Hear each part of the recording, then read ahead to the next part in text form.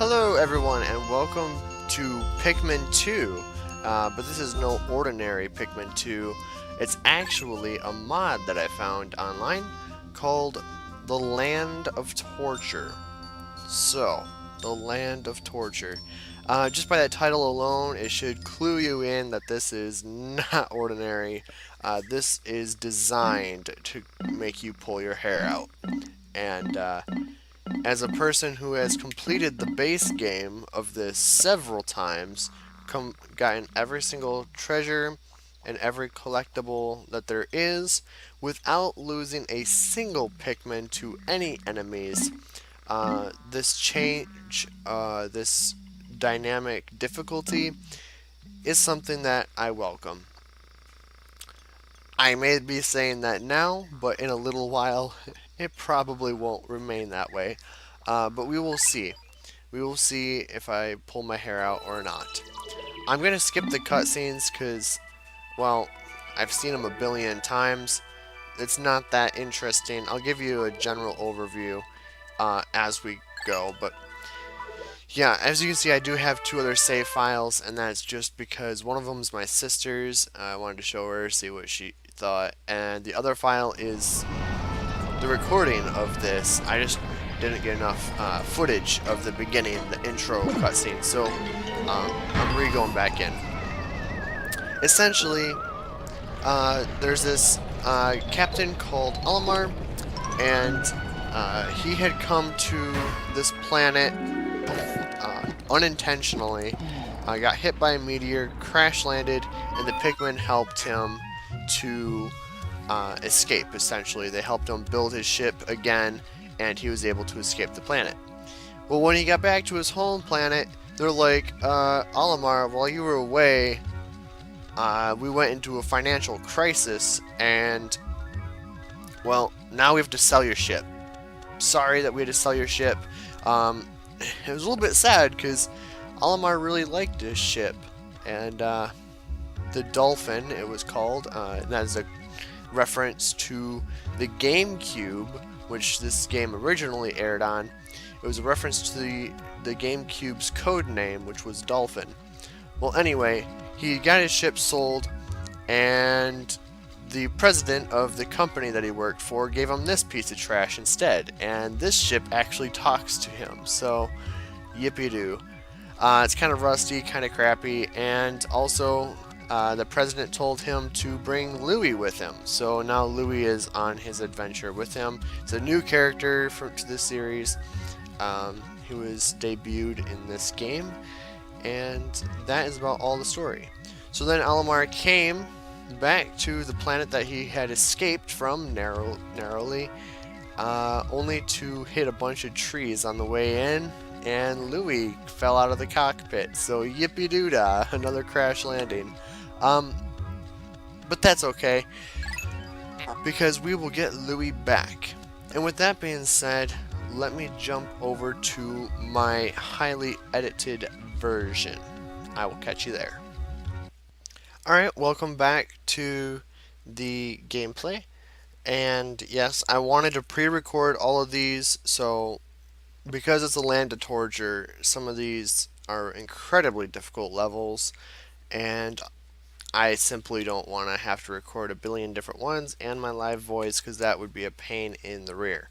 So instead, I'm going to record the gameplay, and then once the gameplay is recorded, I will then put it into Movie Maker, splice it up, cut it up, improve it as best I can, and then record audio to go on top of it. So, with that out of the way, let us get to day one. So we start off, I'm just going to skip through the intro bit. We whistle some Pikmin, we found them. So already you can tell that it's no longer daytime, so if you played the original, normally there's day. This one is actually at night, it takes place at night, and that's kind of their way of demonstrating that it's harder, right? It's at nighttime, there's more creatures out, And if you guys have played the original, you'll notice already that these fire shoots, the enemies, all this stuff, not normal. In fact, even Louie, he's just a pick carrot. So he changed his model. We're going to come over to the onion, which is what the ship of the Pikmin is called, and it sprouts an onion. Oh, his eyes are off the carrot, so obviously the model's a little bit strange for the cutscenes because it's not designed for that, but you know what? It's okay. So there's a Pikmin. We're going to skip through that cutscene as well. And, you know, red Pikmin are fire resistant, so these fire geyser shoots aren't going to do anything to the Pikmin. There's no danger there. However, those fire geyser shoots or whatever, they very much will affect any captain that runs through them. So you do have to be very much aware and very careful when going past those fire shoots. Because he also increased the damage that everything does to your captains substantially, so there is a very real threat of you getting killed yourself, your actual captain. And if you guys haven't played this game before, you can lose one captain and still go on, but if you lose your secondary captain, you will end the day and all progress made that day will be lost. I'm not going to allow that to happen. It's not going to happen. And you know, I really, if our internet was better, I would live stream this game, and then afterward I would take the live stream, cut it up, and make it fit appropriately, or like, you know, give the good portions, you know, all the deaths and the crazy commentary and stuff. But unfortunately, I just can't do that. My internet won't support live streaming, so we're gonna have to deal with it this way. This is how we're gonna do it. It's gonna be kind of a guide. I'll try to give you a little bit of advice while going through this land of torture. So the first piece of advice I'm gonna give you is this: your Pikmin cannot die on day one. Although he changed the enemies, there used to be only one of those small red Bulborbs. However, there's a large, fluffy Bulborb, but that's no longer a problem. It still can't eat your Pikmin, and you'll see that later on. Trying to defeat one of those big Bulborbs without any real amount of Pikmin is a real challenge, but it's no problem because that enemy literally can't eat your Pikmin. I was testing to see if they would be able to walk around him, but of course the maker of this mod put that enemy right where the pellets would have to go by. So I'm whistling my Pikmin to no avail. It's not really helping any. But it's okay. Eventually we'll get him. Eventually, there we go. He's saved. And, well, there we go. I just exited them out and just let them attack. They can't die, so eventually they'll kill him. I'll just have to come back later and we'll have it. So yeah, we're going to grab some more Pikmin here right now. Not a real big deal. And I can't whistle those Pikmin that Almar threw up there, but that's okay. That bag requires 15 Pikmin, so I technically have enough Pikmin for it now. But my Pikmin are right here anyway, so I might as well at least grab some pellets on their way back, which is exactly what I'm going to do. Throw a couple Pikmin on the pellets and bring them back. And if you guys have played the original, you'll know that you could only get 20 Pikmin on day one. This has been changed. Now you can get a lot more Pikmin, clearly, but you're going to need all the Pikmin you can get because you're going to be losing Pikmin very frequently. So there we go, enough to knock down the bag, and we are reunited. So now I have access to 2 captains at the same time. Not a huge gameplay difference when you're trying to stay alive, but yeah, that's about it. We're going to pluck some Pikmin that we just got and bring them over. We're going to keep grabbing some more pellets, and that's about it. Just continue to increase our numbers. And if you did see where Louie landed, there were some berry flowers, spicy spray flowers, and the ultra bitter essence berries or whatever, which gives you hyper juice and burp juice is what I call them. But that's also different.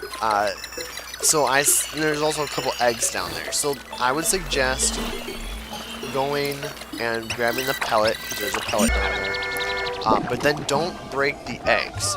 Instead, grab the berries until you get enough to get a spray.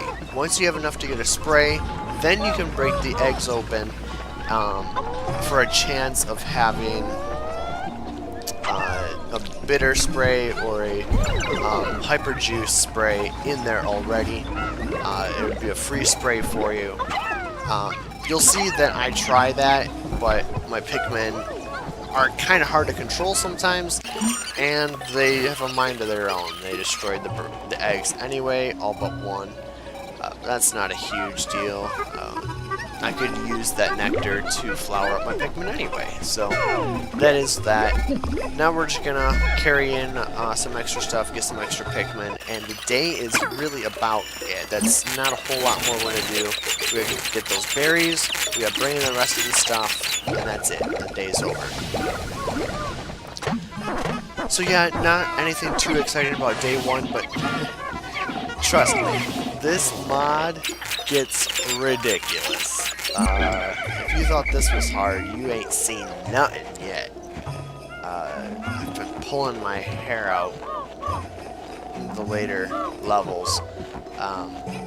As of recording this episode, I have just completed Emergence Cave sub-level 4, and you guys will also know that if you played the original, there's only 2 sub-levels. He added 2 more sub-levels to the cave, and that is very difficult. It took a very long time to beat sub-level 4. But yeah, that's about it. We're gonna grab those berries, and the day is gonna be over. So with that being said, I'm gonna stop talking and just let you guys enjoy the video, the replays. Oh, one other thing, yeah, here, there's some of those bugs. So you do need 90 Pikmin to break down that bigger bag. So technically it would be possible to get enough Pikmin for it, because each of these bugs give you 1, but you would have to have insane RNG and kill a ton of those bugs in order to get 90 Pikmin to break the mod, I suppose. But that's just not possible. And yeah, with that being said, I hope you guys enjoy the rest of this gameplay, and I will see you guys again in the next day. Well, next Pikmin day, but yeah, have a great day.